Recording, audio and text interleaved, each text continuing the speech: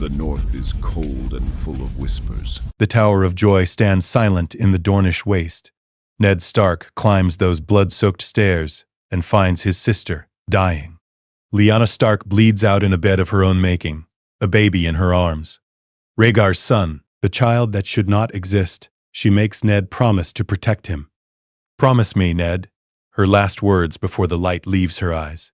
Ned promises because he loves his sister, because the baby is innocent, because what else can a good man do?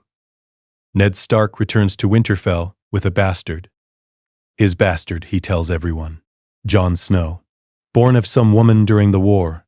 He will not speak her name, will not give details. Catelyn is furious.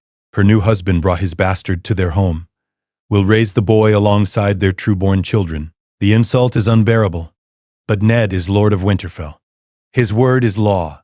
Jon stays. But this timeline diverges before Jon ever sees Winterfell's walls.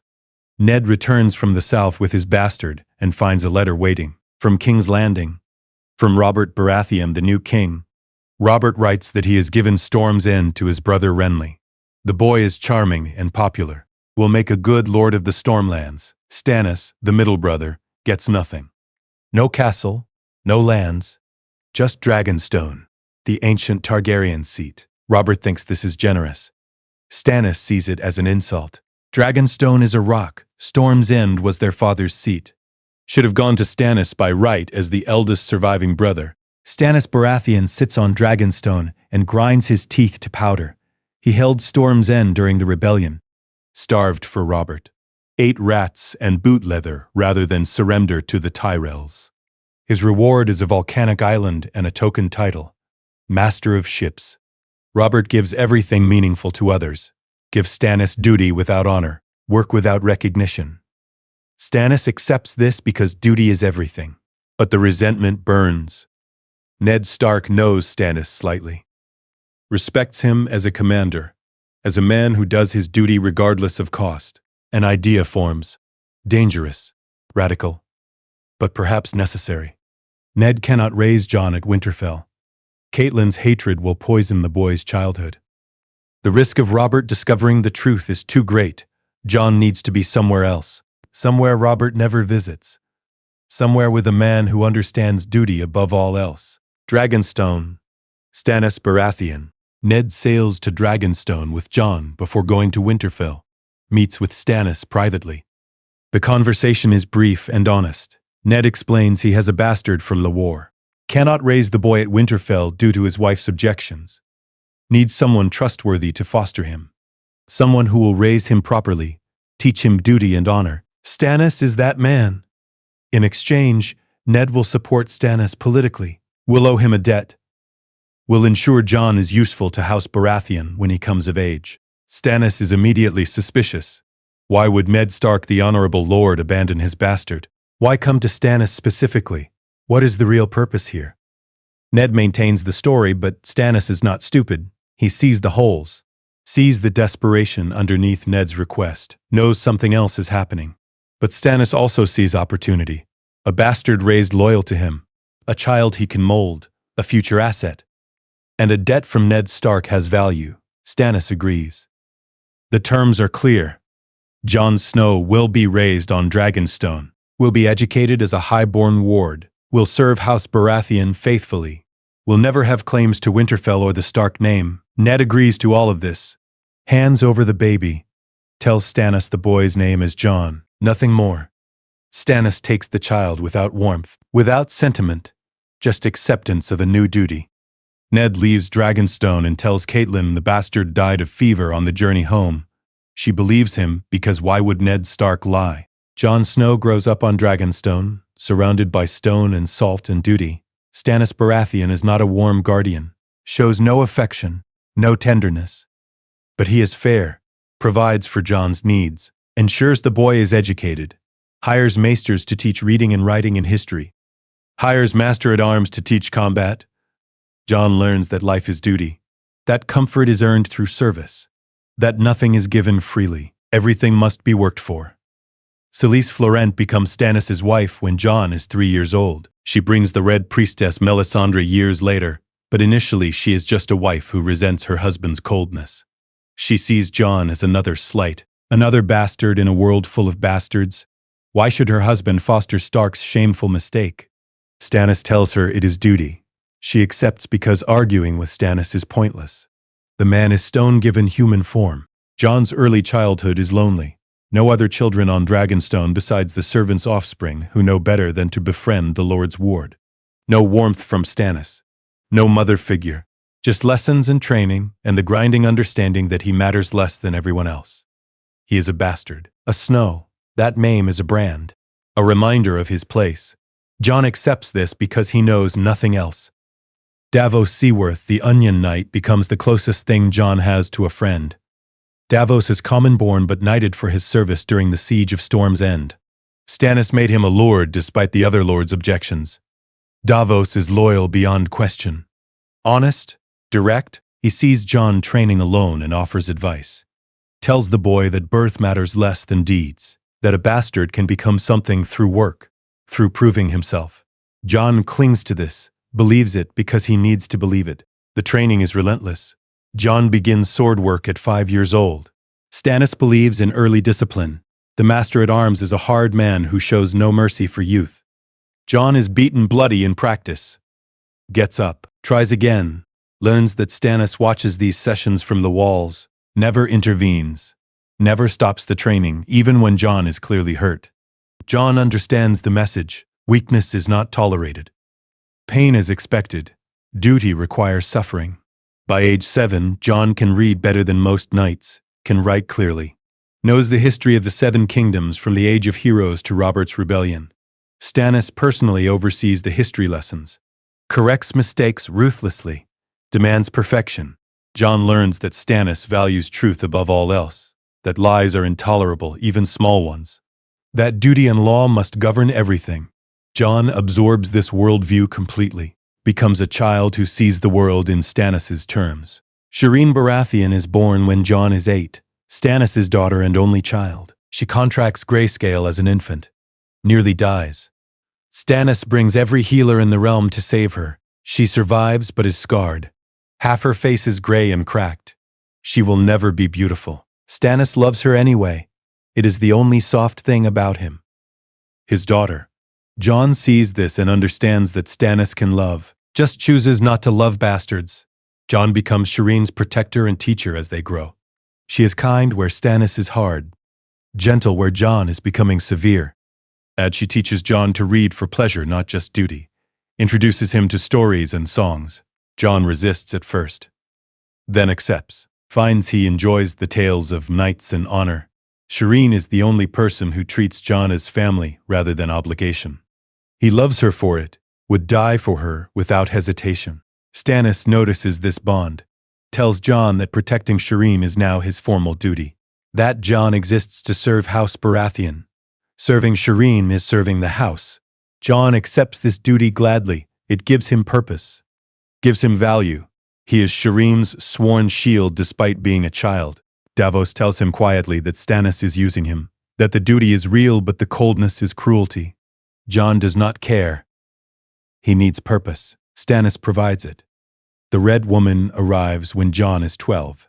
Melisandre of Ashai, a priestess of Rhaelor, the Lord of Light. She becomes Selyse's confidant, then Stannis' advisor. She speaks of prophecy and destiny, of a hero who will save the world from darkness. The prince that was promised. Azor Ahai reborn. She believes Stannis is this hero. Tells him he has a great destiny. Stannis is skeptical but listens. Jon watches this with distrust. The Red Woman feels wrong. Her god feels foreign and cruel. Melisandre notices Jon, studies him, sees something in her flames.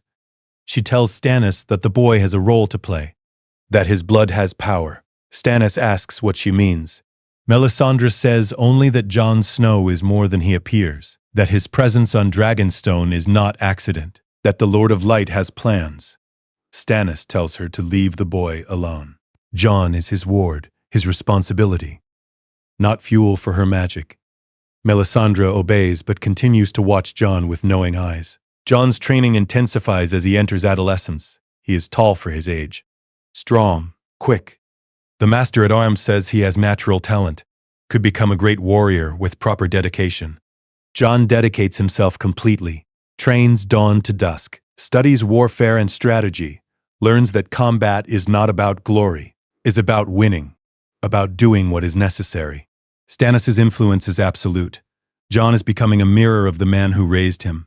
Hard, dutiful, without warmth or mercy. At 13, Jon is taller than Davos, can beat the Master-at-Arms 2 times in 5. Stannis tests him personally. They duel in the yard with blunted swords. Jon loses but makes Stannis work for it. Stannis tells him afterward that he is becoming capable, not skilled yet, but capable.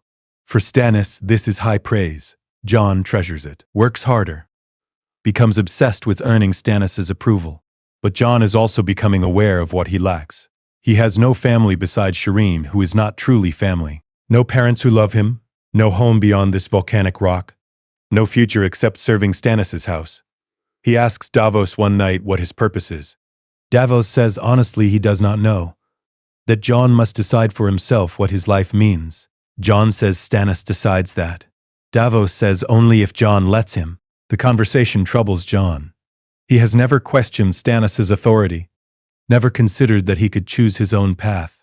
But the seed is planted. He begins to wonder what he would do if he could choose, what he would be. The answer terrifies him. Without duty, without service, he is nothing, a bastard with no name and no place. Better to be Stannis' tool than nothing at all.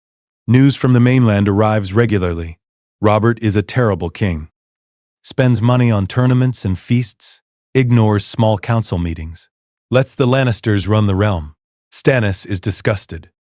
His brother dishonors their father's legacy, dishonors the crown, dishonors everything they fought for. Jon hears this and understands that Stannis believes he should be king, that Robert is unworthy, that the wrong brother wears the crown. Jon does not voice this understanding, but he knows it. At 14, Jon begins to notice the political games. Stannis is master of ships but has no real power. Robert ignores him. The small council dismisses his advice. Stannis does his duty regardless, builds the royal fleet, crushes smuggling, enforces the king's peace at sea, gets no recognition, no thanks. Jon sees this and feels rage on Stannis' behalf. The man does everything right and receives nothing. The injustice burns.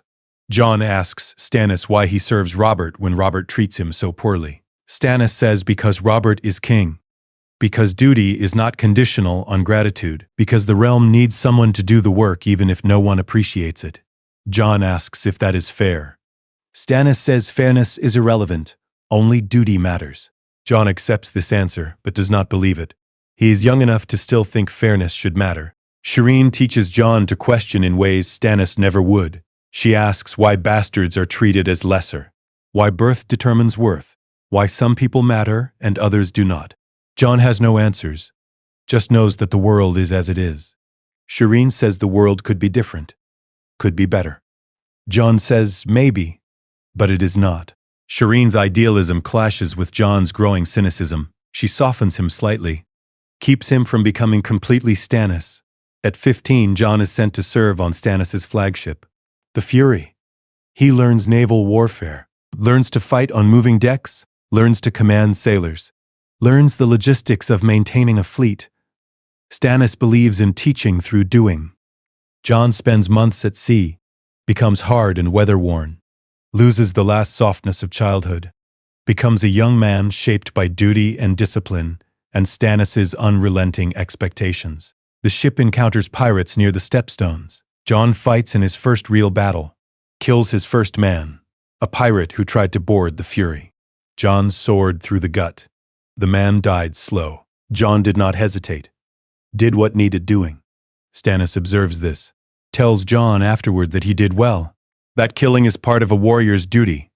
That regret is acceptable, but hesitation is not. Jon felt no regret.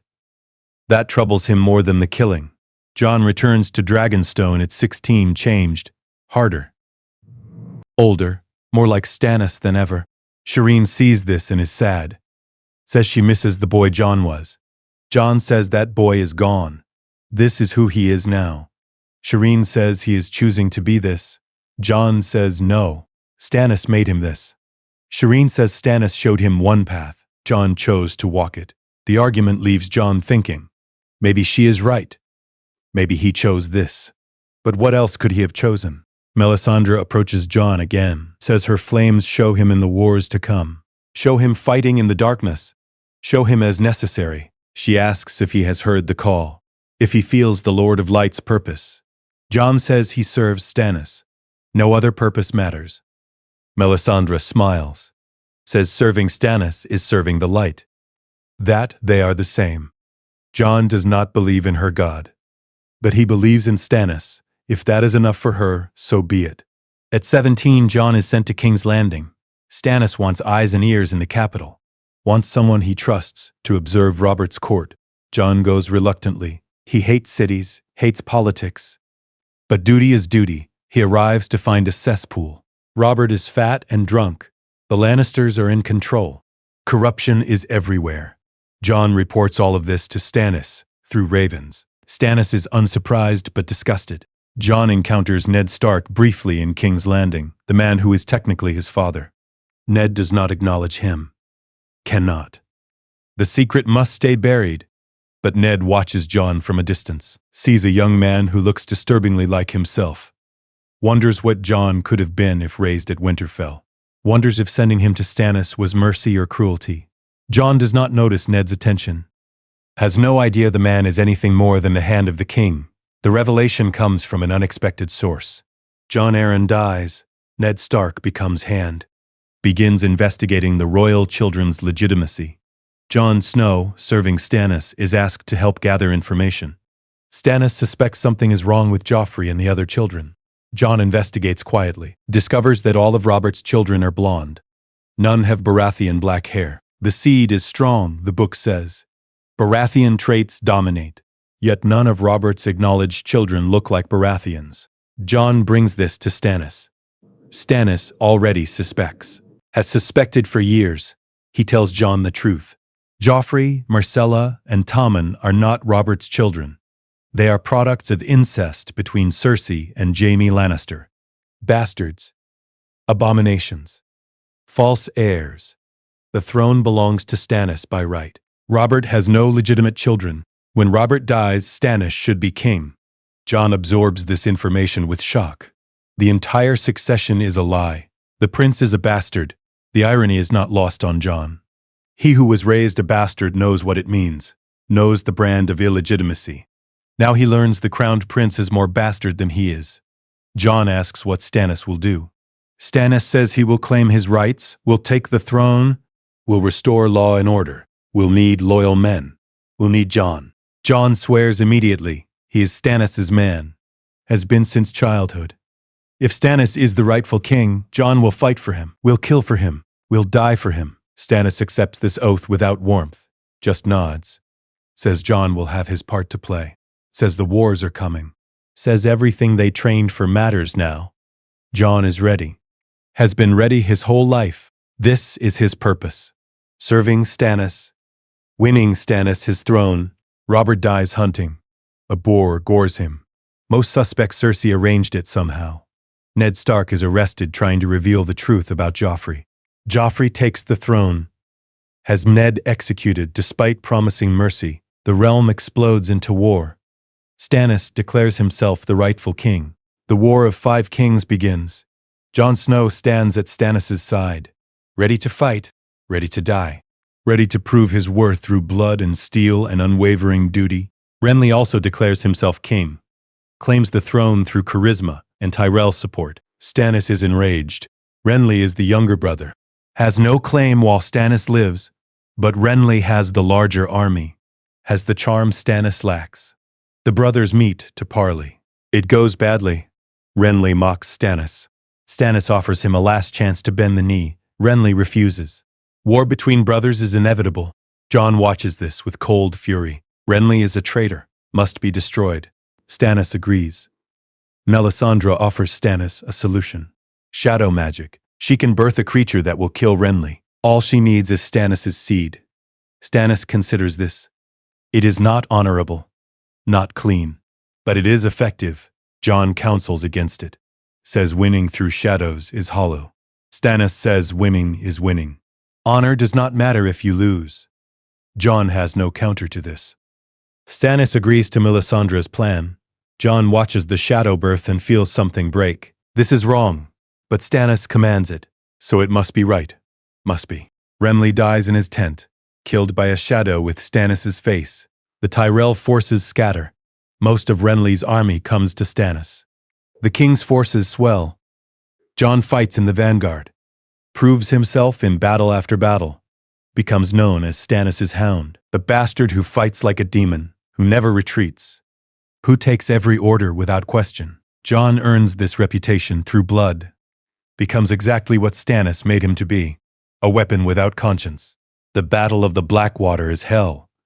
Stannis assaults King's Landing with the largest army he can muster. Jon fights on the walls, kills Lannister soldiers by the dozen, is nearly killed by wildfire. The green flames consume ships and men. The battle turns against them. When Tywin Lannister arrives with the Tyrell army, Stannis' forces break, retreat.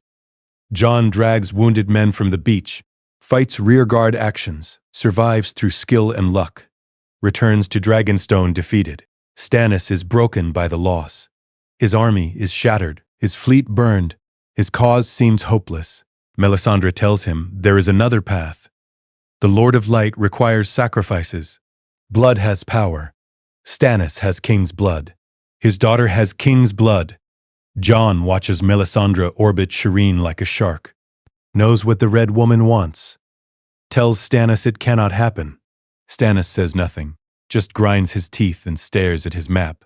Jon confronts Stannis privately, says if Stannis touches Shireen, Jon will turn against him, will oppose him, will break every oath. Stannis asks if Jon is threatening him. Jon says yes. Shireen is innocent, is good. Burning her would make Stannis a monster, not a king. Stannis tells Jon to leave, to think carefully about his loyalties. Jon leaves but does not waver. Shireen is the line, the only line that matters. Davos also opposes burning Shireen. Tells Stannis that some prices are too high, that winning through murdering your daughter is not winning, that the throne is not worth Shireen's life. Stannis seems to listen, seems to agree. But Melisandre whispers constantly, the war needs power. The Lord of Light demands sacrifice. Stannis is caught between his duty to his daughter and his duty to the realm. Jon watches and fears what choice Stannis will make. The letter arrives from Castle Black. The Night's Watch is being attacked by wildlings. Mance Rayder leads a massive army. They need help. Melisandre says this is Stannis' opportunity. Save the Watch, win the North's loyalty. Use that to retake the South. Stannis agrees. Takes his remaining forces north. Jon goes with him, relieved to leave Dragonstone. Relieved to put distance between Stannis and Melisandre and Shireen. The North will be clean, will be simple. Will be war without shadows and fire. Jon needs that. Needs to believe Stannis can be the man he thought he was. They sail north into winter, into war, into the place where everything will change. Jon does not know what awaits, does not know his entire identity is a lie, does not know he is about to learn who he really is. For now, he is just Jon Snow. Stannis' weapon, Stannis' ward, the bastard raised to serve, the young man who knows only duty. That is about to change. Everything is about to change. The North remembers, and the North holds secrets that will shatter Jon's world. What if Stannis Baratheon raised Jon Snow? Act 2. The North is gray and cold and unforgiving. Jon has never been this far north. Never felt cold that cuts through wool and leather like knives. The Dragonstone winters were mild. This is different. This is the cold that kills. Stannis' army shivers and complains. Jon does not. Cold is just another challenge, another test to endure. He wraps his cloak tighter and marches. The journey to the wall takes weeks. They march through snow and wind. Wildlings harry them constantly. Small raiding parties, testing their defenses. Jon kills his first wildling, a woman with a spear. She fights like a demon, dies hard. Jon feels nothing. She was an enemy. Enemies die. That is the nature of war. Stannis notes Jon's coldness with approval, says the boy is becoming what he needs to be. Castle Black is a ruin, barely defended. The Night's Watch is down to a few hundred men, old men and boys and criminals. They hold the wall through determination and desperation. Mance Raider's wildling army is encamped beyond, 90,000 strong, planning to climb the wall or break through. The Watch cannot stop them. Without help, they fall. The wildlings pour south. The north burns. Stannis arrives like salvation. His army is only 1,500 men. But they are trained soldiers, cavalry, knights, professionals. They crash into the wildling camp at dawn. The wildlings are unprepared, unarmored. They break quickly. Mance is captured. The wildling army scatters. The wall is saved. The Night's Watch swears loyalty to Stannis, the king at the wall. Jon watches Stannis accept their fealty with typical sternness. No warmth, just duty done. Jon encounters Samwell Tarly at Castle Black, a fat, frightened boy wearing Night's Watch black. He is terrified of everything, cries at night. But he is also kind, intelligent. He and Jon talk one evening. Sam asks about Jon's life. Jon gives the bare facts.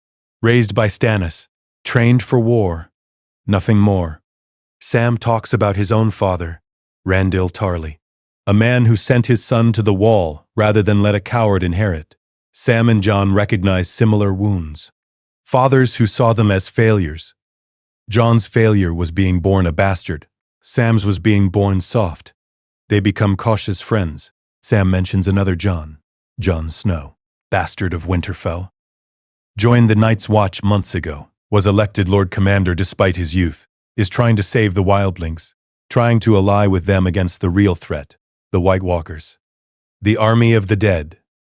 Sam speaks of him with reverence, says Jon Snow is brave and good, a true leader. Jon Baratheon's Jon listens to this with strange feelings. There is another Jon Snow, another bastard. What are the odds? Jon Snow of the Night's Watch is ranging beyond the wall when Stannis arrives. Returns days later. Jon Baratheon sees him from a distance. Tall, dark-haired, serious, looks northern, looks like the statues of Stark kings. There is something familiar about him, something Jon cannot place. They do not speak that first day. Jon Snow is busy with Lord Commander duties. Jon Baratheon is busy with Stannis' army. Stannis summons Jon Snow to discuss the wildling threat. Jon Baratheon attends as Stannis' ward.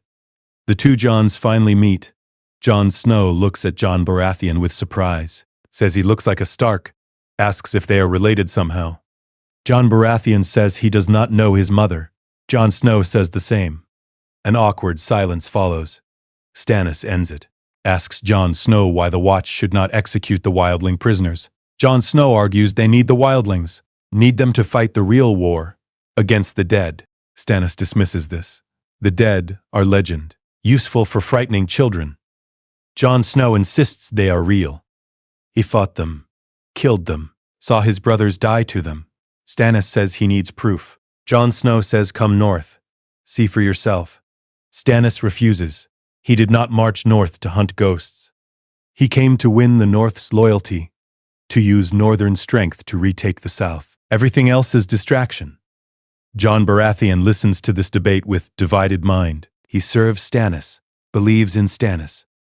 But Jon Snow is convincing, earnest, truly believes the dead are coming. If he is right, if the dead are real, then the war for the Iron Throne is pointless. Everyone is fighting for a throne while extinction approaches. Jon Baratheon asks Jon Snow how he knows the dead are real. Jon Snow says because he died and came back, was resurrected by the Red Priestess, was dead and now lives. The claim is absurd, impossible. Yet Jon Snow speaks with conviction. Melisandre is present. Confirms she brought him back. Used Arilor's power. Death is not always final. Jon Baratheon does not know what to believe. Resurrection is madness. But Melisandre's power is real. He saw the shadow kill Renly. Saw her flames do impossible things. Maybe death can be reversed. Maybe the dead do walk. Maybe everything is more complicated than Stannis believes. Stannis decides to march on Winterfell. The Boltons hold it. Roose Bolton betrayed Robb Stark at the Red Wedding.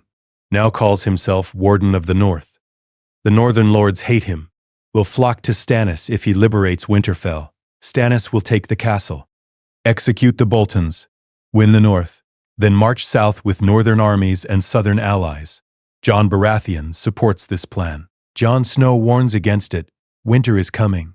Marching on Winterfell means dying in the snow. Stannis ignores him, has never listened to caution. The army marches from Castle Black toward Winterfell. Jon Snow sends men with them, volunteers from the Watch. Jon Baratheon marches in the vanguard, fights through snowstorms and frozen rivers. The north is trying to kill them. Half the army deserts, the rest is starving. They reach Winterfell vastly weakened. Stannis orders the assault anyway. Jon Baratheon argues they should wait. Regroup. Stannis says waiting means more desertion, more death from cold. They attack now, or they lose everything. The Battle of Winterfell is a slaughter. The Bolton forces are fresh and prepared. Stannis' army is frozen and starving. They charge the walls and die in waves. Jon Baratheon fights desperately, kills Bolton men, is nearly killed himself. The assault fails. Stannis retreats to the camps. Half his army is dead. The rest is broken. Defeat is certain. Melisandre says there is still a way, still a path to victory. The Lord of Light can grant it. For a price. Shireen is with the army. Selyse brought her north against Stannis' orders. Melisandre says Shireen's blood can turn the tide, can give Stannis victory, can fulfill his destiny. Stannis refuses initially. Jon Baratheon begs him to refuse. Davos threatens to kill Melisandre if she touches Shireen. But Stannis is desperate, is broken, believes he has failed every other way. Maybe the Red Woman is right. Maybe this is what duty demands. Maybe his daughter must die so the realm can live. Stannis orders Shireen burned. Jon Baratheon refuses the order, says he will not allow it, will fight anyone who tries. Stannis says Jon is sworn to obey. Jon says not this, never this. Stannis has him arrested, held in chains while Shireen is tied to the pyre. Jon screams, bites his bonds, begs Stannis to stop. Shireen cries for her father, for Jon, for anyone to save her. No one does. Stannis gives the order. The flames rise. Shireen burns. Jon hears her screaming, hears her dying. Something breaks inside him, forever. Davos flees before the burning. Cannot watch. Cannot be part of this. Jon is released after Shireen is ash, stands before Stannis with dead eyes. Stannis tells him it was necessary, that duty required it. Jon says duty is a lie, that Stannis is a monster, that Jon will never follow him again, will never acknowledge him. Stannis says Jon is forsworn then, a traitor. Jon says he does not care. Stannis murdered a child, his own daughter. Nothing Jon does can be worse than that. Half the army deserts that night, cannot serve a king who burns children. The Boltons attack at dawn with fresh forces. Stannis' army is annihilated. Jon fights because fighting is all he knows. Kills Bolton soldiers mechanically. Feels nothing. Is surrounded eventually. Prepares to die. Does not care. Wants to die. Wants it to end. Then Jon Snow arrives with wildling reinforcements. Saves what remains of Stannis' army. Captures Stannis. Jon Baratheon and Jon Snow stand over Stannis. The fallen king kneels in the snow. Defeated. Broken. Jon Snow asks what should be done with him. Jon Baratheon says execute him. He is a kinslayer, a child murderer, a monster wearing a crown. Jon Snow says the Night's Watch has no politics, cannot execute kings. Jon Baratheon says then he will do it. Draws his sword. Stannis looks up, says do your duty. Jon says this is not duty. This is justice. Swings the sword. Stannis Baratheon dies in the snow. The man who raised Jon. The man who shaped him. The man who betrayed everything. Dead by Jon's hand. Jon expects to feel something. Relief. Satisfaction. Grief. Feels nothing. Is empty. Hollow. Shireen is dead. Stannis is dead. Jon's entire life was service to a monster. Everything he believed was a lie. Duty was not noble, was just obedience to evil. Jon does not know who he is anymore. Does not know what he is. Just knows he cannot go back to Dragonstone. Cannot pretend the last 17 years mattered. Jon Snow offers Jon Baratheon a place at Castle Black. Says the watch always needs men. Jon Baratheon has nowhere else to go. Agrees. Takes the black. Swears the vows, forsakes all claims. Becomes a brother of the Night's Watch. It is what he knows. Service. Duty. Obedience. Maybe here it will mean something. Maybe protecting the wall from the dead is a purpose that is not corrupt. Maybe he can rebuild himself into someone who is not Stannis' creature. The two Jons become unlikely friends. Jon Snow is everything Jon Baratheon is not. Idealistic. Believing the best of people. Trying to unite enemies, Jon Baratheon is cynical. Believes nothing. Trusts no one. But they understand each other. Both bastards. Both shaped by hard men. Both trying to find meaning in service. They train together. Fight together. Slowly, Jon Baratheon begins to thaw. Begins to feel things again. Begins to believe that maybe not all duty is corrupt. Jon Snow tells Jon Baratheon the truth about the White Walkers. Takes him beyond the wall, shows him the bodies. The whites that do not stay dead. The cold that kills. Jon Baratheon sees and believes. The dead are real. The threat is real. Everything else is distraction. All the wars for crowns mean nothing if the dead win. Jon finds purpose in this. Something worth fighting for. Not a king. Not a throne. Just survival. Just keeping the living alive. It is enough. Bran Stark returns to the wall. The crippled boy who went north of the wall and became something else. The three-eyed raven. He sees all of history. Knows all truths. He looks at Jon Baratheon and says they need to talk. Privately, Jon agrees warily. Bran tells him the truth. Jon is not Jon Snow. Not really. His mother was Lyanna Stark. His father was Rhaegar Targaryen. He is Aegon Targaryen, sixth of his name, true-born son. Rightful heir to the Iron Throne. Jon does not believe it. Refuses to believe it. Bran provides proof. Details only someone who saw the Tower of Joy could know. Howland Reed confirms it. He was there, saw Lyanna give birth, saw Ned take the baby, saw Ned lie to protect him. Jon is Aegon Targaryen, the prince that was promised. The song of ice and fire made flesh. Jon laughs bitterly. Says if he is a prince, the world is more broken than he thought. All his life he was told he was a bastard. Told he was nothing. Now he learns he is everything. The irony is cruel. Jon asks what difference it makes. He is a brother of the Night's Watch. Has no claims, no ambitions. Is not interested in thrones. The war for succession can sort itself out. He will fight the dead. That is all he wants. Bran says the living need a leader, need someone with a legitimate claim who can unite them. Jon is that person, whether he wants it or not. Jon says he does not want it. Never wanted it. Spent his whole life serving Stannis' ambitions. Will not spend the rest serving his own. But the truth spreads. The Watch knows. The wildlings know. Word travels south. Jon Targaryen exists. The rightful king lives. The political situation explodes. Daenerys Targaryen is sailing west with armies and dragons. Claiming the throne by right. Now there is another Targaryen. With a better claim. Male. Legitimate. The succession is in chaos. Jon hates this. Hates being a piece in the game. Hates that his blood matters more than his deeds. Daenerys arrives at Dragonstone. Sends a raven to Jon. Demands he come south. Bend the knee. Acknowledge her as queen. Jon ignores this. He is done bending knees. Done serving monarchs. He serves the Watch. Serves the living. Nothing else. Daenerys sends another raven. Less polite. Says if Jon does not come, he is a traitor. Jon burns the message. Tells Jon Snow he will never kneel again. Not to Daenerys. Not to anyone. But Jon Snow argues they need Daenerys. Need her dragons. Need her armies. The dead are coming, and the living cannot win without her. Jon must go south. Must negotiate. Must convince her to help. Jon Baratheon says she will never help. Will see him as a threat. Will demand submission or death. Jon Snow says then Jon must be convincing. Must make her see reason. Must be better than Stannis. Better than every king who chose pride over people. Jon agrees reluctantly. Sails to Dragonstone with a small group. Meets Daenerys in the throne room. She is beautiful and terrible and clearly dangerous. Has 3 dragons. Has armies. has absolute confidence. She demands Jon bend the knee. Acknowledge her claim. Jon refuses, says he is not here to play politics, is here because the dead are coming.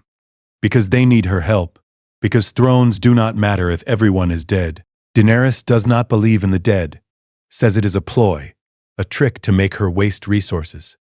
Jon says he will prove it. We'll go beyond the wall. We'll capture a white. We'll bring it south. We'll show her the threat is real. Tyrion, Daenerys' hand, supports this. Says if Jon is lying, they will know. If he is telling truth, they must help. Daenerys agrees to wait, to see Jon's proof. But she makes clear her patience is limited. Jon leads an expedition beyond the wall, takes volunteers from the Night's Watch and Wildlings. Jon Snow stays at Castle Black to command the watch. Jon Baratheon goes north of the wall for the first time. The land beyond is dead, frozen, empty. The dead own this territory. Finding them is not hard. A small group of whites is captured. Bound. Then the Night King appears with his army. Thousands of whites, White Walkers. They are surrounded. The battle on the frozen lake is desperate. Jon and his group are trapped. The whites cannot cross the thin ice, but they will eventually. Or the lake will freeze. Either way, death is coming. Jon sends a raven to Daenerys, begs for help, says they will die without her. Days pass. The cold is killing them. The whites are patient. Jon prepares to die, thinks about Shireen, about Stannis, about the life he wasted serving monsters. At least this death means something. At least he tried. Daenerys arrives on Dragonback, burns the whites by thousands, saves Jon and the survivors. But the Night King kills Viserion, turns the dragon into an undead mount. Daenerys is devastated, lost a child to save strangers. Jon sees this sacrifice, sees her grief, understands she is not what he expected. She came. She risked everything. She proved herself worthy in ways Stannis never did. On the flight south, Jon and Daenerys talk. She asks about his life. He tells her some of it. Being raised by Stannis, being taught that duty was everything, learning that duty can be evil. She asks if he knew what he was. Jon says he learned recently, does not care, does not want to be Aegon Targaryen, wants to be Jon Snow, wants to fight the dead and be left alone. Daenerys says she understands that. She never wanted to be queen, was forced into it. They have that in common. They reach Dragonstone, present the white to Cersei and the assembled lords. The white proves the threat is real. Some lords pledge to fight, others refuse. Cersei agrees to help, then betrays them. Will not send forces north. Daenerys is furious. Jon is unsurprised, says trusting Lannisters is always a mistake. Daenerys asks what they do now. Jon says they fight anyway, with whatever forces they have. The dead do not care about politics. We'll kill everyone regardless of who sits the Iron Throne. Daenerys decides Jon is right. We'll march north. We'll fight the dead. The throne can wait. Jon respects this, tells her she is braver than any king he has known. She asks if he will bend the knee now, if he will acknowledge her claim. Jon says he will fight beside her, will give his life if necessary, but will not bend the knee, will not swear to another monarch. She asks, why? Jon says because every oath he swore destroyed him, because kings and queens use people, because he is done being used. She accepts this, says his honesty is worth more than false oaths. The armies march north, Dothraki and Unsullied and northern forces and wildlings. The living unite against the dead. Jon commands part of the forces, earned the role through competence, through proving himself in battle after battle. Daenerys trusts him, relies on his counsel. Something is growing between them, not love, not yet, but respect, understanding, recognition of similar wounds. At Winterfell, Jon meets Sansa Stark, his cousin, though she does not know it. Sansa is Lady of Winterfell, clever and hard and shaped by suffering. She distrusts Daenerys, sees a foreign queen with dragons demanding loyalty. Jon tells Sansa that Daenerys came to fight, that she lost a dragon saving him, that she earned trust through deeds. Sansa is not convinced, says Jon is too trusting, too willing to see the best in people. Jon says maybe, but the alternative is seeing only enemies. That path leads to Stannis, to burning children, to becoming monsters. Arya Stark returns to Winterfell. The girl who was lost is now a trained assassin. She and Jon Baratheon meet. She studies him, says he looks like a Stark, asks who he is. Jon says he is no one important. Arya smiles, says she knows what it means to be no one.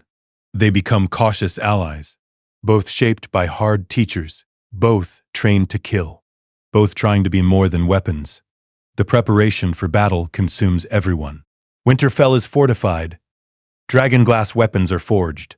Every person who can fight is armed. Children and the elderly hide in the crypts. The living prepare for extinction. Jon walks the walls and thinks about his life. 17 years serving Stannis.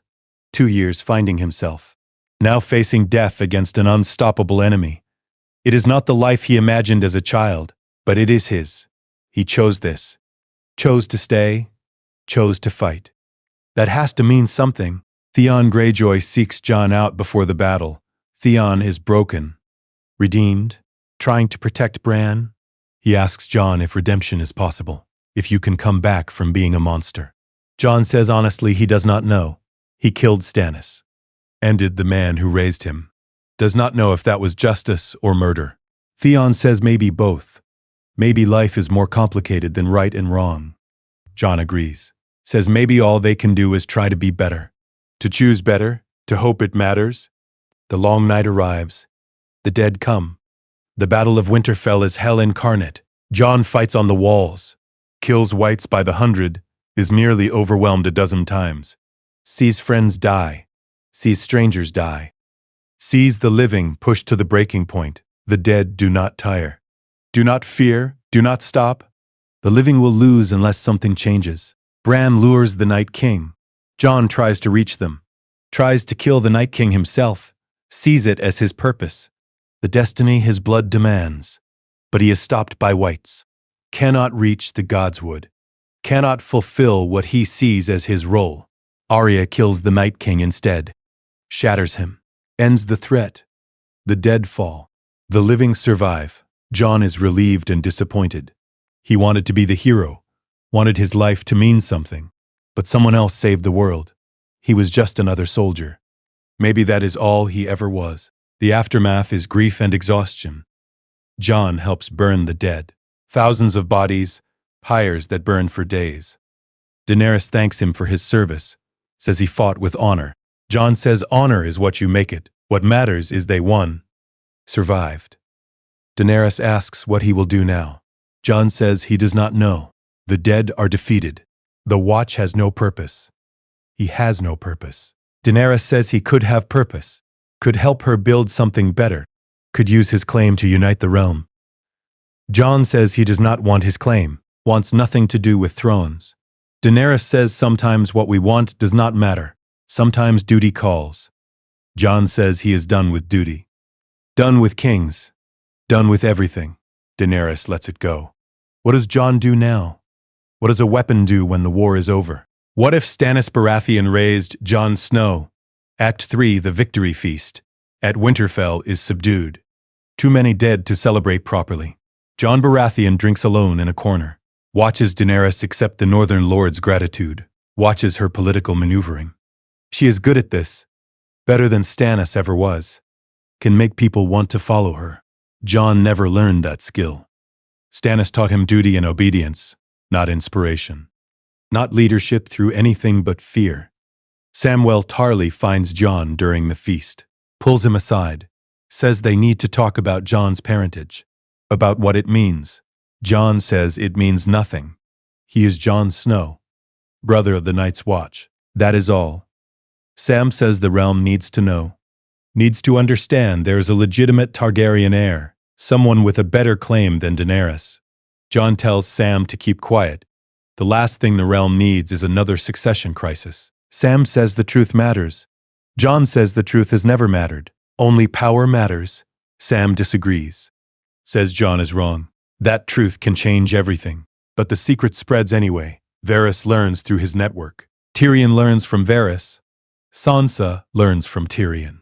Within days, half the realm knows that Jon Snow is actually Aegon Targaryen, legitimate son of Rhaegar, rightful king by every law of succession.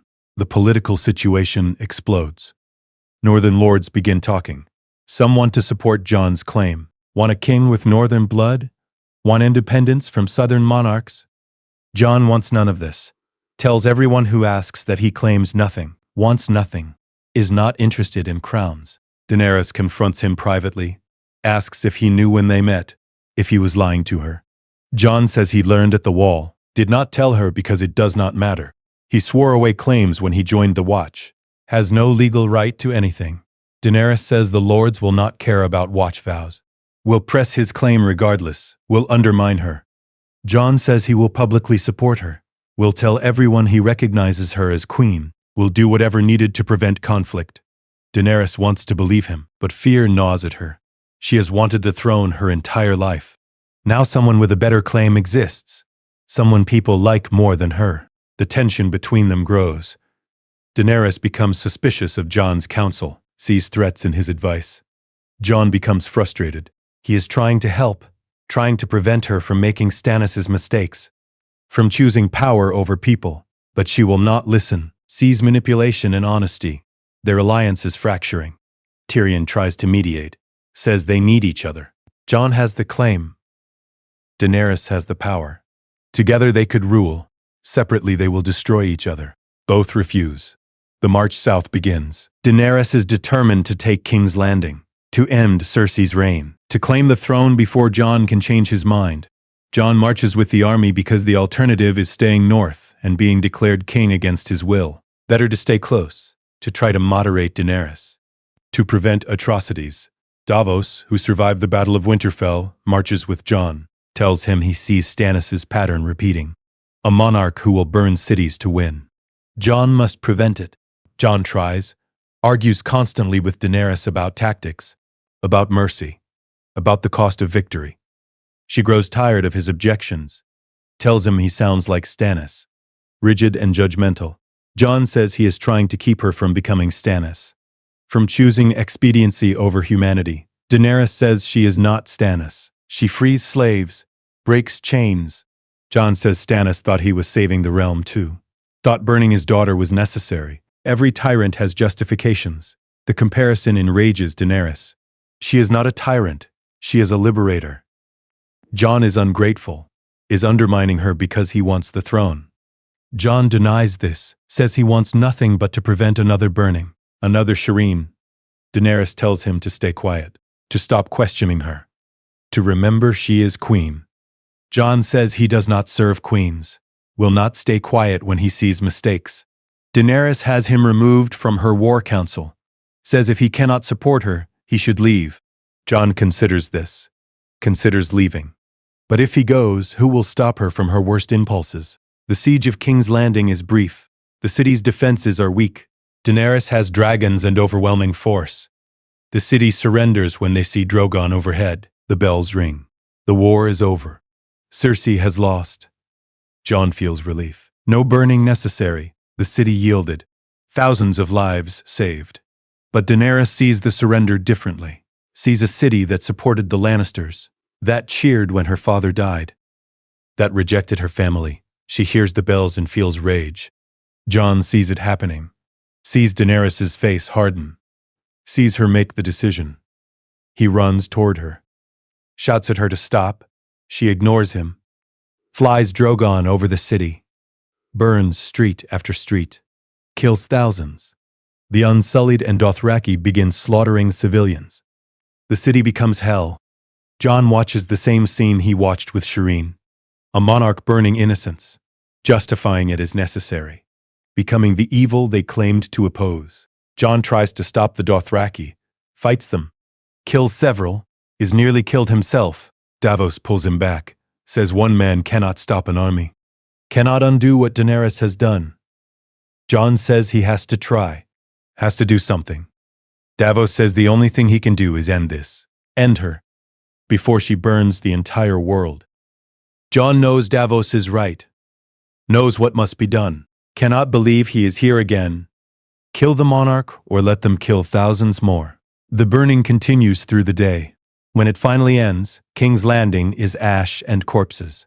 Daenerys lands in the ruins, addresses her forces, tells them this was necessary, that the city refused her for too long, that fear is the only way to rule, that she will liberate the entire world, will break every chain, will burn every city that resists. Jon hears this speech and sees Stannis, sees the same delusion, the same certainty that atrocity is justice. Jon finds Tyrion in chains.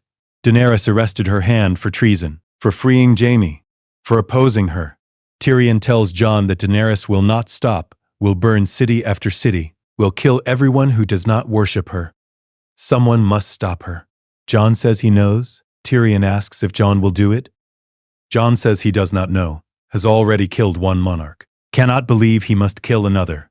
Tyrion says sometimes the world demands terrible things from good people, that Jon is the only one who can get close to her, the only one she might not suspect. Jon approaches Daenerys in the throne room.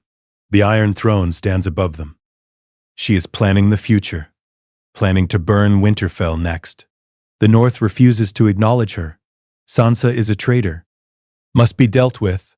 Jon asks if she will kill Sansa, his cousin, his family. Daenerys says family does not matter, only the cause matters. Only liberation matters. She offers Jon a place beside her, says they could rule together, could reshape the world. All he must do is bend the knee, acknowledge her as queen, support her vision. Jon looks at her and sees someone he might have loved in another life, another world. She is brilliant and brave and broken, shaped by suffering into something terrible, like Stannis. Like everyone power touches, he tells her he cannot support this, cannot watch her burn the world, cannot be part of it. She asks what he will do. Jon says what he must, draws his dagger, stabs her through the heart, holds her as she dies, weeps for what she could have been, for what they both could have been. Drogon finds them.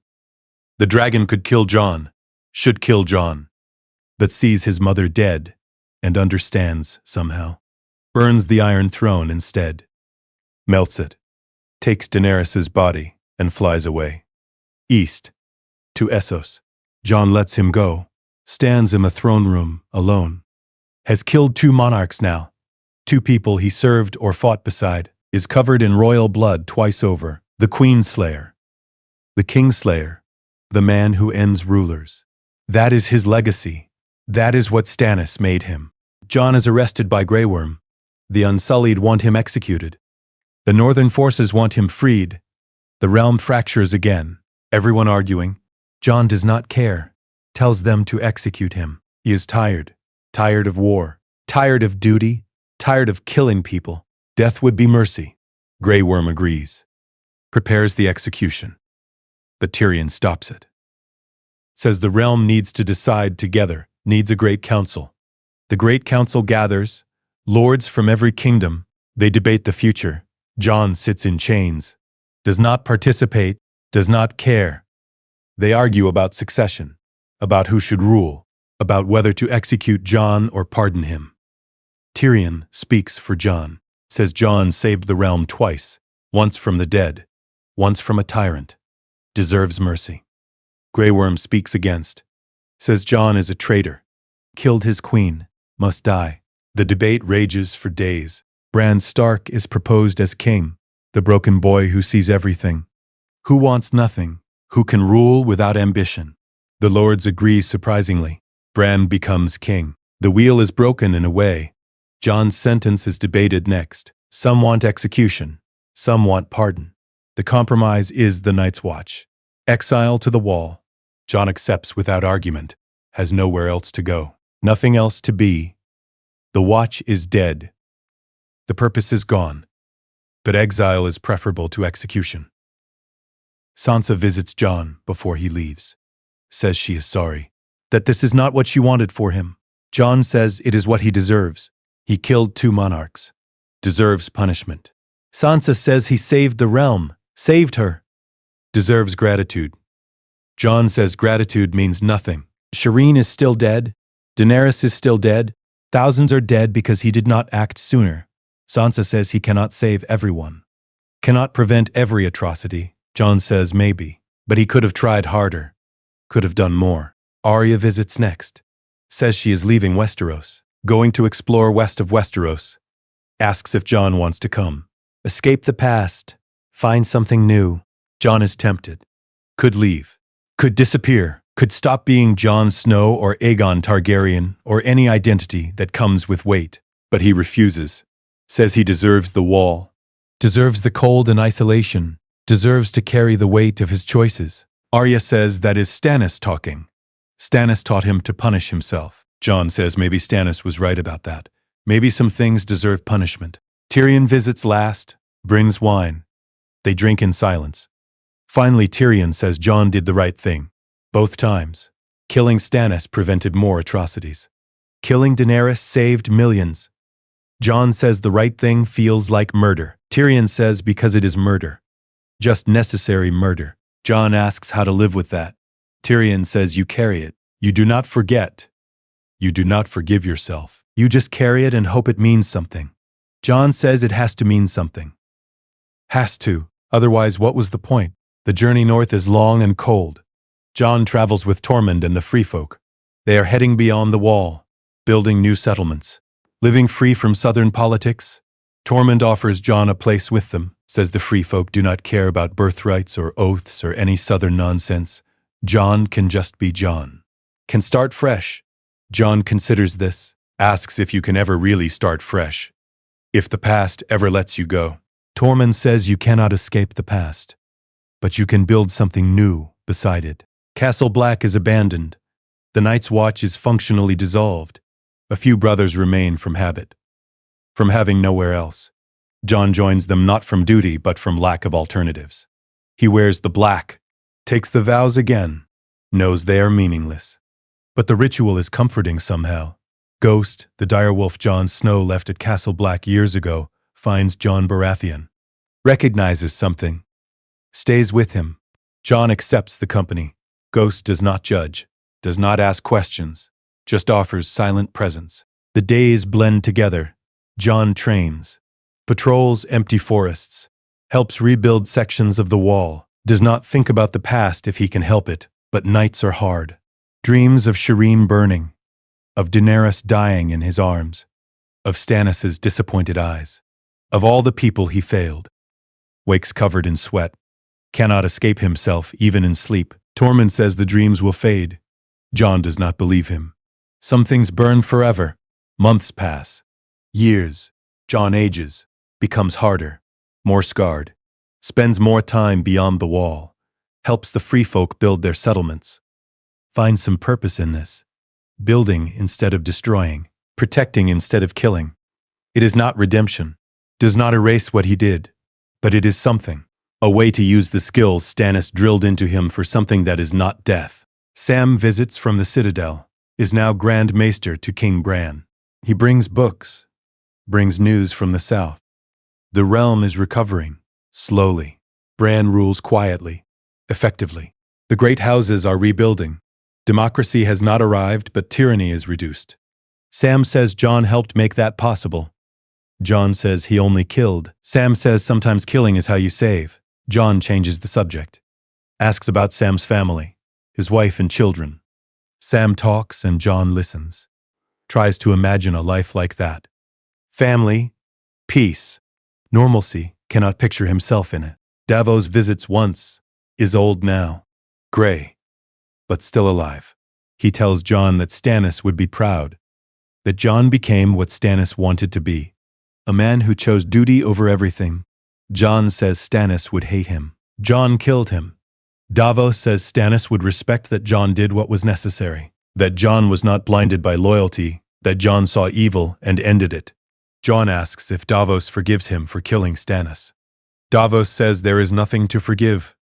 Stannis stopped being the man worth serving when he burned Shireen. Jon ended a monster. That is service enough. But Jon does not forgive himself. Cannot. He was Stannis' son in everything but blood. Stannis raised him, shaped him, gave him purpose. And Jon killed him. Killed the only father he knew. That weight is unbearable some days. Jon thinks about taking the black knife, ending it, letting the guilt stop. But that is cowardice. Easier to live with pain than face it. Jon chooses the harder path, chooses to live, chooses to carry the weight.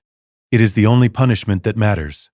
The free folk elect Jon as their leader eventually, not as a king. As a speaker, someone who represents them to the southern lords, someone who mediates disputes. Jon resists initially, says he is done with leadership, but they insist. Say he understands duty and honor, but also understands that rules can be broken, that some laws are unjust, that he is uniquely positioned to bridge the gap between the kneelers and the free. Jon accepts because refusing would be selfish, would be putting his comfort over their needs. Stannis taught him that much correctly.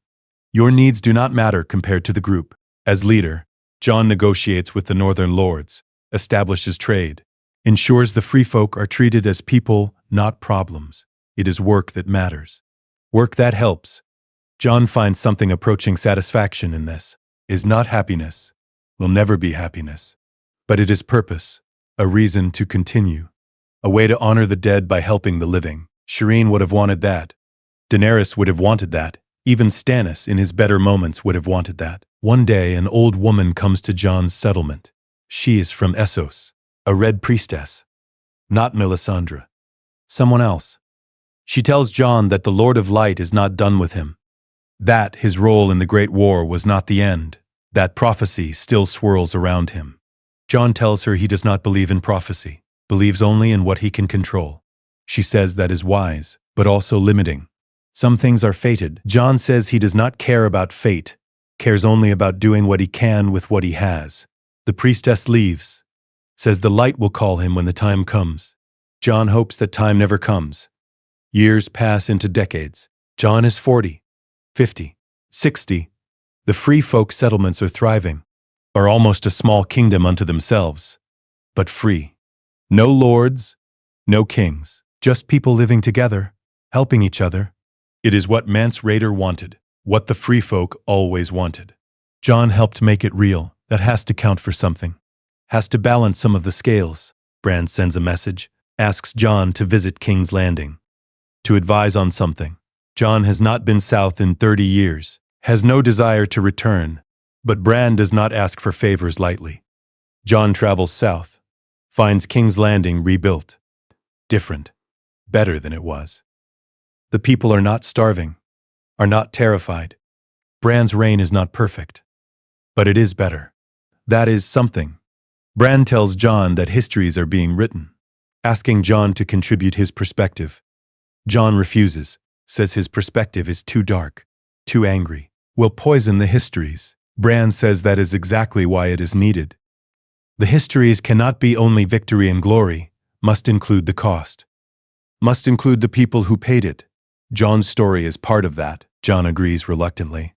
Spends weeks talking to maesters, telling them about Stannis, about Shireen, about Daenerys, about the choices that destroyed him. The maesters write it all down. Jon hopes someone learns from it, hopes the next generation does not repeat the same mistakes. He returns north afterward, to the cold and the free folk and the simple work of surviving. Ghost is old now, gray-muzzled, but still alive, still loyal. Jon thinks about the direwolf's constancy, how Ghost has stayed when everyone else left or died. There is a lesson in that, about loyalty, about choosing to stay even when leaving would be easier. Jon does not know what the lesson is, but it comforts him. The end comes quietly. Jon is old, 70, 80, lost track of years. His body is failing. The cold that he endured so long is finally killing him. He lies in bed in a simple hut. Free folk around him. Tormund, impossibly old himself, sitting beside him. Jon asks if his life mattered, if the killing and the pain and the weight meant anything. Tormund says honestly he does not know. Says maybe it did, maybe it did not. But Jon tried. That is more than most. Jon says trying is not enough. Tormund says it is all anyone can do. Jon dies in the cold, in the north. Among the free folk he helped lead. They burn his body in the tradition. No ceremony, no grand words, just fire and smoke and ashes scattered in the wind. Ghost howls once, then is silent. The free folk mourn briefly, then return to their lives. They remember Jon, remember what he did for them. But life goes on. It always does. The histories remember Jon Snow, called Aegon Targaryen, as a tragic figure. A bastard raised by Stannis Baratheon, a warrior who fought the dead and killed 2 monarchs. A man who saved the realm and was exiled for it. Some call him a hero. Some call him a murderer. Most call him both. The truth is complicated. Jon was shaped by Stannis into a weapon. Tried to be more. Sometimes succeeded. Often failed. Carried the weight until it killed him. That is the story. That is the truth. Stannis Baratheon wanted to create a servant. Someone who would obey without question. Someone who would choose duty over everything. In some ways, he succeeded. Jon chose duty when it mattered. Killed Stannis when Stannis became a monster. Killed Daenerys when she followed the same path, sacrificed his own wants for the realm's needs. But in other ways, Stannis failed. Jon learned to question. Learned that duty can be evil. Learned that some laws should be broken. Became his own person despite Stannis' attempts to erase him. What if Stannis Baratheon raised Jon Snow? The answer is complicated. Jon would become hard, dutiful, capable, would learn to kill without hesitation, would understand that power requires sacrifice, but would also learn that some prices are too high, that burning children is wrong regardless of necessity, that duty must be tempered with humanity, would spend his life trying to balance those lessons, would fail often, would carry the weight of failure forever, would die alone in the cold trying to be better than the man who raised him. That is the legacy. That is what Stannis' raising produced. Not a perfect servant, not a king, not a hero, just a man trying to do right with the tools he was given, succeeding sometimes, failing others, carrying the weight regardless, living with the choices, dying with the questions. It is not the story anyone wanted, but it is the story that happened. The only story that could happen when you raise a secret prince as a bastard weapon, when you teach duty without love, when you shape a child into steel and expect them not to break. Jon broke, then rebuilt himself, then broke again, and kept going anyway. That is the answer. That is Jon Snow, raised by Stannis Baratheon, broken, enduring, until the very end. What if Stannis Baratheon raised Jon Snow? Act 4. Jon Snow lies dying in the frozen north, but his story is not finished. The maesters write their histories. The bards sing their songs. But the truth is more complex than either can capture. The years after Daenerys' death shaped Westeros in ways no one predicted, and Jon's role in that shaping was larger than he knew.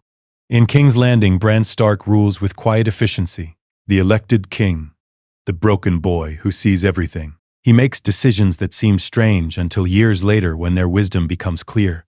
One of his first acts is reorganizing the Night's Watch, not as a prison for criminals and exiles, as a genuine defense force, because Bran sees what others do not. The threat is not over. The Night King is dead, but the long night will come again. In decades, in centuries, but it will come. The realm must be ready. Jon's exile to the Wall becomes the template, not punishment. Service. The Watch recruits volunteers. Men and women who want to protect the realm, who believe in something beyond themselves. It becomes an honor to take the black again, not a shame.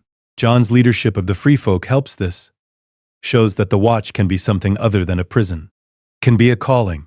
Jon does not know he is helping. Does not know his example matters. But it does. Sansa rules the North with steel and wisdom. The North is independent under her rule. The southern kingdoms respect this. Trade flourishes. Peace holds. But Sansa never forgets what Jon did. Never forgets that he killed to save them. She names him Warden of the True North in absentia, the protector of the lands beyond the Wall. It is a title without power. But it recognizes his service, recognizes that he matters. Jon learns of this through a message, does not know how to feel. Spent his life being nothing, being dismissed. Now he is recognized, named, honored. It feels wrong somehow, like accepting praise he does not deserve. Arya disappears west of Westeros. Ships return eventually with stories. A new continent discovered. Strange lands and stranger people. Arya establishes trade routes. Opens the world. Returns decades later changed. Ancient. Hard. She visits Jon once before she dies. They sit in silence mostly. 2 weapons shaped by cruel teachers. 2 survivors of wars that destroyed them. Arya tells Jon she found peace eventually. Found something worth living for beyond revenge and duty. Asks if he found the same. Jon says he found purpose. It is not peace. But it is enough. Arya says she understands. That enough is sometimes all you get. Tyrion serves as Hand for 20 years, then retires to write his histories. The book he produces is brutal and honest, chronicles every mistake, every atrocity, every failure. He writes about Daenerys with love and condemnation, about Stannis with grudging respect and horror, about Jon with pity and admiration. The book becomes required reading in every castle. Every maester teaches it. The lessons are clear. Power corrupts. Good intentions mean nothing. The road to hell is paved with people trying to save the world. The world Tyrion describes is shaped by Jon's choices more than Jon knows. Killing Stannis established a precedent that even kings can be held accountable. That burning children is never acceptable regardless of justification. The realm internalizes this. Future rulers are more careful, more restrained.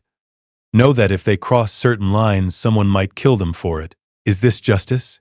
Is this tyranny? No one knows. But it prevents some atrocities. That has to count. Killing Daenerys established a different precedent. That liberation can become tyranny. That breaking chains can mean imposing new ones. That the righteous can become monsters. The realm learns to distrust revolutionaries, to question saviors, to understand that change requires care and patience, not fire and blood. The lesson is bitter, bought with a city's worth of corpses. But it is learned. Future would-be liberators are more thoughtful, more careful, more willing to build than burn. Daenerys' failure teaches what her success never could. Jon becomes a legend, despite himself. Songs are written about the bastard who killed kings, who chose duty over blood, who saved the realm twice at the cost of his own soul. The songs are not accurate. Romanticize him. Make him more heroic than he was. Jon hates them, asks the bards to stop. They ignore him. Legend does not care about accuracy, only about the story. The story says Jon Snow was the ultimate servant, the man who gave everything. That is not true, but it is what people need to believe. The free folk culture shifts under Jon's leadership.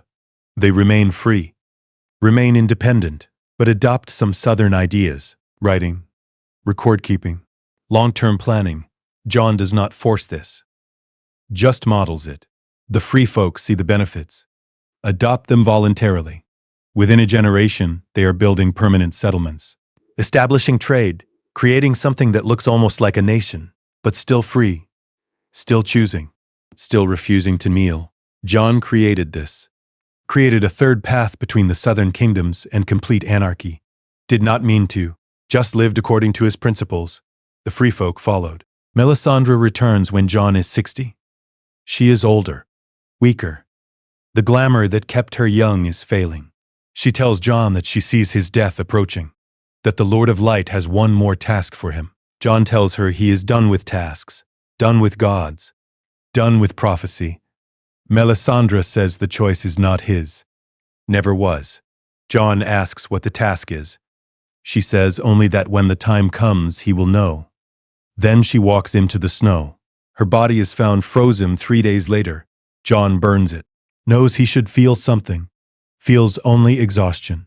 The free folk begin to worship Jon as a folk hero while he still lives. He hates this, tears down shrines built to him, refuses titles beyond speaker. But they persist. After he dies, the worship intensifies. Within decades, there are stories about Jon Snow the god. Jon Snow, who will return when the North needs him. Jon would despise this if he knew. But the dead do not get to control their legacies. The living reshape them to fit their needs. Shireen haunts Jon to the end. Every night she burns in his dreams. Every morning he wakes hearing her screams. He tells Tormund once that he failed her. Should have saved her. Tormund says Jon was in chains, could not save her. Jon says he should have tried harder. Should have fought harder. Should have died trying. Tormund says dying would not have saved her, would just mean 2 dead instead of 1. Jon says, maybe, but at least he would not have to live with it. Tormund says living with it is the harder choice, the braver choice. Jon does not believe him, but keeps living anyway, because dying would be escape, and Jon does not allow himself escape. Daenerys haunts him differently. She appears in dreams as she was before the burning. Idealistic, brave, wanting to make the world better. Jon tries to apologize, tries to explain. She never speaks, just looks at him with sad eyes. He wakes feeling like he killed something precious, like he destroyed hope.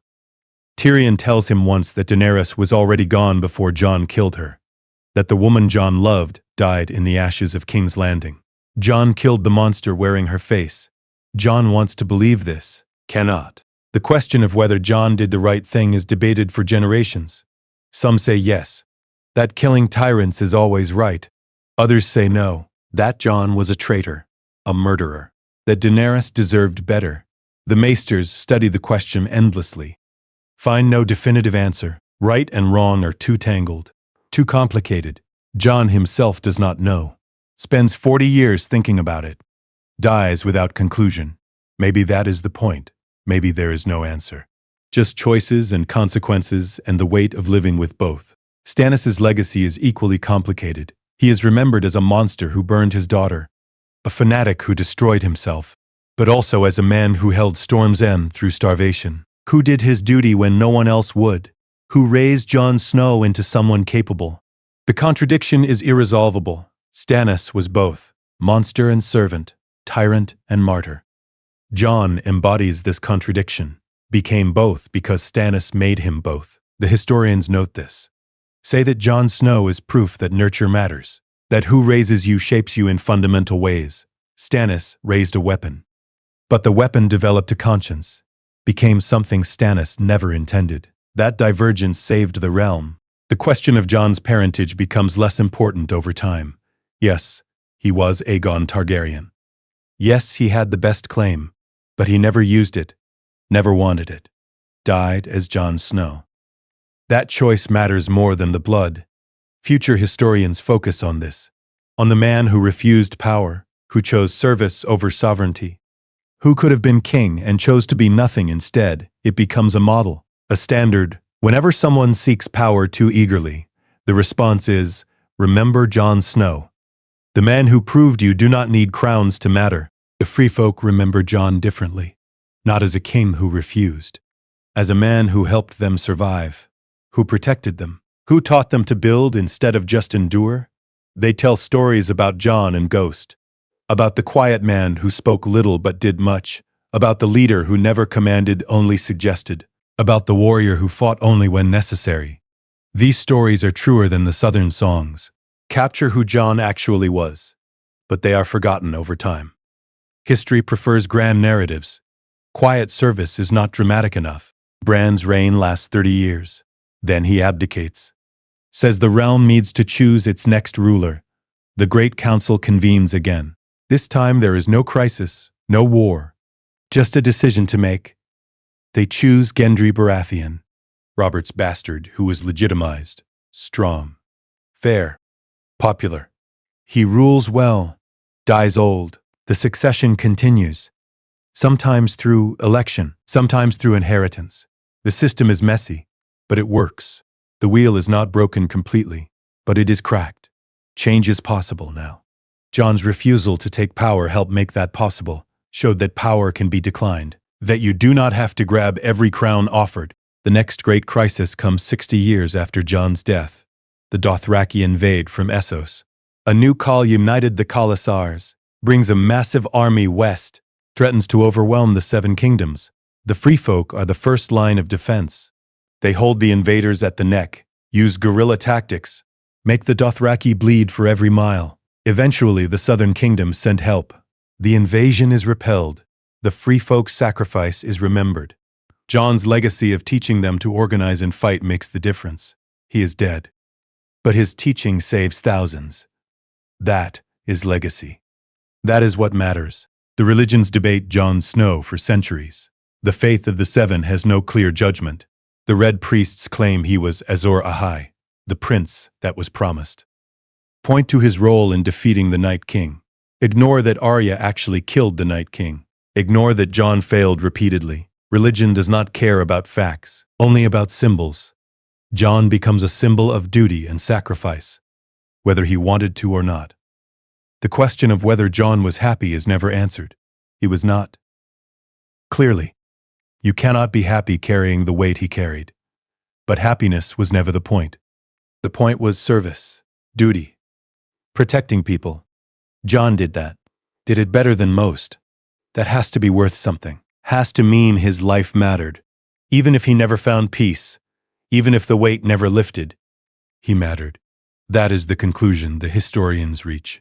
Jon Snow mattered, not because of his blood, not because of his claim, because of what he chose to do, how he chose to live, who he chose to protect. That is legacy. The parallels between Jon and Stannis are studied extensively, both dutiful, both willing to sacrifice, both shaped by impossible choices. But Jon learned what Stannis never did, that some prices are too high, that duty has limits, that burning children is never acceptable. Stannis died believing necessity justified anything. Jon died knowing some things are never justified. That difference is everything. That difference is why Jon is remembered with respect, Stannis with horror. The final historical assessment is this: Jon Snow was a weapon forged by Stannis Baratheon, a tool designed for absolute obedience. But weapons can develop wills, can choose their targets, can turn on their creators. Jon did all three, became his own person despite Stannis' attempts to erase him. Chose his own targets, killed Stannis when Stannis became a monster. That is not the story of a perfect hero, is the story of someone becoming human, learning to question, learning that authority can be wrong, learning to choose based on conscience, not command. That is what Stannis accidentally created. A weapon with a soul. And that soul destroyed tyrants and saved realms and carried weight no one should have to carry. The free folk build a cairn at Jon's grave. Simple stones piled high. No name. No grand words. Just stones and silence and the wind. Ghost's bones are buried beside him. The dire wolf that stayed when everyone else left. Together they rest in the frozen ground. The free folk visit sometimes. Leave offerings. Flowers in summer. Food in winter. Small tokens of remembrance. The southern kingdoms forget. Build monuments to other heroes. More exciting heroes. Heroes with better stories. But the free folk remember. Remember the quiet man who helped them survive. Who taught them to build. Who asked nothing and gave everything. That remembrance is enough. One generation after Jon's death, a child is born beyond the wall. A boy with dark hair and gray eyes. He looks like Jon. His parents name him Jon. Not after the legend, after the man they remember, the quiet speaker who helped their grandparents survive. The name spreads. Dozens of boys are named Jon within decades, hundreds within centuries. The name becomes common among the free folk, associated with duty and service, and choosing right over easy. Jon Snow becomes part of the culture, not as a god, as an ideal that is better than godhood, more lasting, more true. The maesters write their final conclusion. Jon Snow lived a tragic life, was raised by a hard man, became a hard man, killed people he cared about, died alone carrying weight that should have been shared, but his life mattered, prevented atrocities, enabled peace, created space for a better world. That is not nothing. That is everything. The historians close their books satisfied. The story is complete. The judgment is rendered. Jon Snow was not a hero, was a weapon that became human, that chose conscience over command, that paid every price and asked no reward. That is worth remembering, worth teaching, worth aspiring to. Tormund lives 15 years after Jon, becomes ancient, impossibly old, finally dies surrounded by the people he helped lead. With his last breath he tells the young ones about Jon, about the bastard who never smiled but always helped, who never spoke much but always listened, who never wanted to lead but always did his duty. Tormund tells them to remember Jon not as legend, as man. Flawed, broken, trying anyway. That is the greatest legacy. Not perfection. Effort. Not success. Trying. The young ones listen. Some remember. Most forget. But enough remember that the truth survives alongside the legend. The songs say Jon Snow was the greatest warrior of his age. The histories say he was a complex figure who killed tyrants and enabled peace. The maesters say he was shaped by Stannis into something terrible that chose to be better. The free folk say he was a quiet man who helped them survive. All of these are true. None capture him completely. Jon Snow was all of these and more, was a bastard who learned he was a prince, a weapon who developed conscience, a killer who chose mercy when he could, a servant who learned to say no, a son who killed his father, a warrior who wanted peace, a leader who refused crowns, a legend who just wanted to be forgotten. What if Stannis Baratheon raised Jon Snow? He would create his own destruction, would forge a weapon that turned on him, would teach duty so well that the student learned when duty demands killing the teacher, would create someone capable of terrible things who chose to use that capability carefully, would shape a young man into steel and be surprised when that steel cut him, would succeed in creating a servant and fail in creating a slave, would prove that nature and nurture both matter, that blood is not destiny, that choices define you more than birth, that you can be raised by a monster and choose not to become one. That is the answer. That is what happened when Stannis Baratheon raised Rhaegar's son. The boy became a man who killed 2 monarchs, who saved the realm twice, who died alone in the cold, trying to be better than the people who shaped him, who succeeded in ways that mattered, failed in ways that hurt, endured despite the weight. That is Jon Snow raised by Stannis Baratheon, not a fairy tale, not a simple story, just a life, complicated, painful, meaningful, ending in cold and silence and the wind over stone. That is enough. It has to be enough. Because it is all there is. All there ever was. The story of a bastard who became a weapon, who became a man who mattered. That is the truth. That is what remains when the songs fade and the legends die, and only the cold wind and the stones remember. The wall stands. The free folk endure. The realm continues. Jon Snow rests beneath frozen ground with a direwolf beside him. The wheel turns. The game continues. But the world is different because he lived. Different because he chose to be better than his raising. Different because he learned what Stannis never could. That duty has limits. That some lines cannot be crossed. That burning children is always wrong. That saving the world sometimes means destroying yourself. That weapons can have souls. That bastards can be heroes. That you do not need crowns to matter. Just need to try. To choose right over easy. To carry the weight. To keep going despite everything. That is Jon Snow's legacy. That is what Stannis Baratheon accidentally created when he raised Rhaegar's son. That is the answer to what if. The only answer that matters. The only answer that is true. End.